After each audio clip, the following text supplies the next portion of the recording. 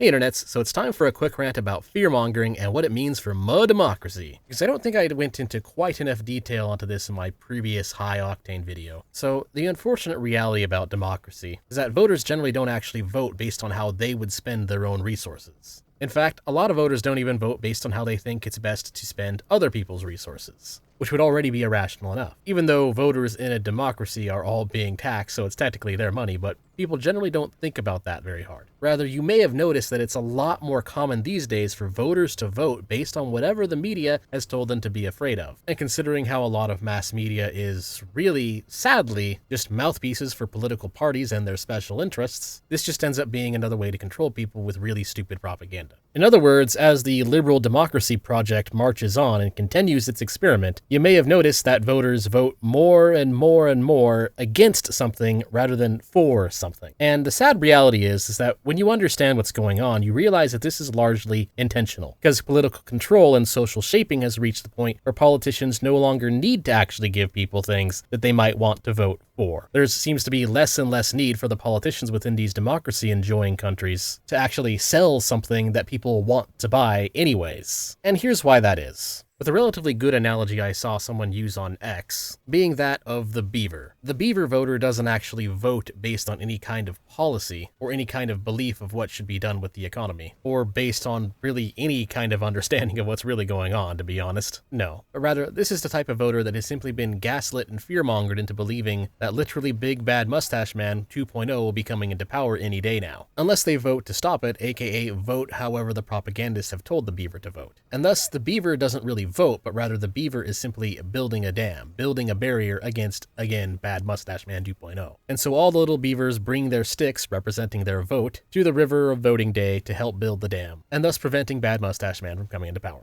So rather than putting any kind of effort into understanding how the world really operates, the Beaver voter is simply terrified. And of course, the sad reality is that the Beaver is not actually voting to stop Bad Mustache Man. But what's actually happened is that the Beavers have simply been tricked into voting for the status quo. Because of course, the object of fear that the propagandists have set up is not actually Bad Mustache Man, but rather is just whichever candidate happens to be a bigger threat to the power structures that they rely on, in order to maintain their grip on society. And so once the intellectual infrastructure is in place to keep the Beavers properly terrified, this puts democracy in a pretty interesting situation, because it means that politicians on both sides of the aisle really no longer really need to do anything good for their countries in order to stay in power, because their army of brainwashed beavers will vote for them as long as they are afraid of the other side resurrecting the Third Reich. The politicians can now be as corrupt as they want, do as many backroom deals as they want, accept as much blood money as they desire, do whatever they want in other foreign wars, pass whatever ridiculous and wasteful spending packages they want, and of course just raise taxes or inflate the money supply to force us to pay for the money that largely goes to lining their pockets. And so at that point, the fact that it's a democracy no longer really matters.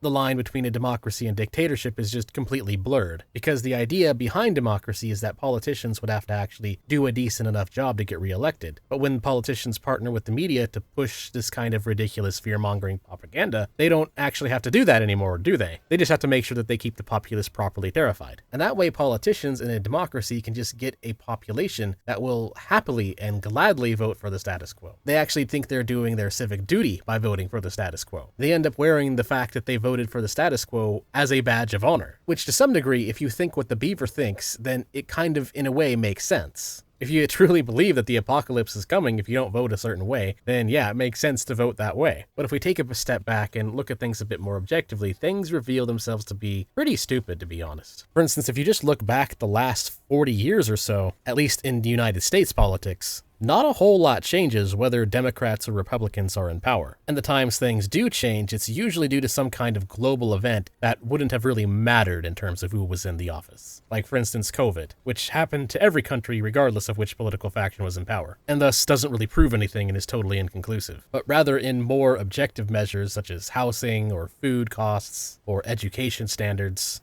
these might all rise and fall a little bit with the times, but for the most part, the data shows that a lot of these changes are mostly inconsequential and often in factors of under 10%. In fact, it's often your local government, such as your city council, that has a much bigger impact on your life than whether it's an R or a D sitting in the White House. And that just brings up the question of how exactly do the Beaver voters justify their continued Beaver mentality? If we're just looking at the latest example of the Bad Mustache Man fake scare, we can look at Donald Trump. In 2016, lefty media tried to tell their army of beavers that Trump was, again, literally Bad Mustache Man. Trump won, and went on to be a relatively standard president, actually, with again most of his policies being things that would fit right in with the 1980s or 1990s. And yet the beavers somehow continued to convince themselves that this guy who had a significantly less war-hawkish policy than his predecessors and lowered taxes is somehow literally Bad Mustache Man 2.0. And things get really weird from then on, because beavers don't want to accept the fact that they fell for propaganda, so they'll kind of gaslight themselves with really silly narratives. Like, for instance,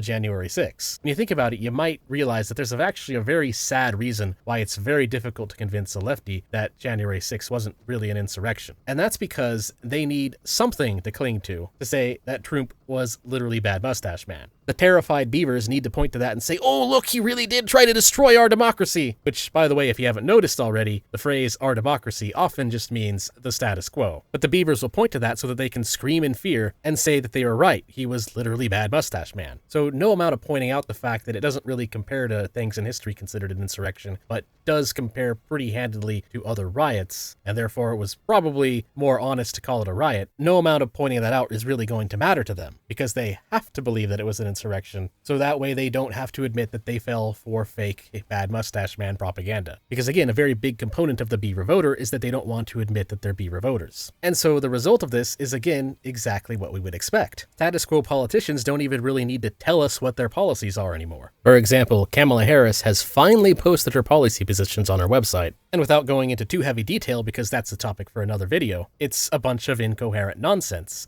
such as disguising rent control as stopping price fixing by landlords. Because of course rent control has been proven to not actually work, so they have to call it something else now, which is ridiculous. But of course what's really interesting here is that we see Project 2025 fearmongering at the end of every single one of her sections. So you have a bunch of intentionally obfuscated policies, followed by Trump will end democracy and be a big Bad Mustache Man dictator on day one. And it's kind of silly really, because the truth is, Trump, if he wins, I mean, the economy will be a little bit better maybe, and maybe a few corrupt politicians will lose their jobs. But the reality is, if Trump wins, I sincerely doubt he's going to do much different than he did during his first term, which is just more 1980s, 1990s moderate policy, as I already explained in my review of Trump's agenda. And if Harris and Walz win this, well, I can predict with fairly high certainty what's going to happen. She's going to toe the party line and support the status quo. She's going to do whatever the political bureaucracy wants, whatever the managerial class wants. She will not make any groundbreaking policy that improves our lives in any meaningful way, or the economy in any meaningful way, and politicians will continue to loot the fruits of our labor through taxing and spending, with of course more forms of light communism to justify it, and the demoralized, the propagandized, the terrified populace, the Beaver voters, will give themselves a big pat on the back, telling themselves that they successfully stopped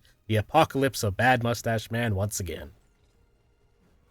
Anyways, just a quick rant, that's all I have to say. So thanks for watching, please like and subscribe and comment. And if you really like my content, you can support me on Ko-Fi, Subscribestar, becoming a member, or by buying some merch, of which there is a new Taxationist theft hat out. So yeah, that is all. Till next time.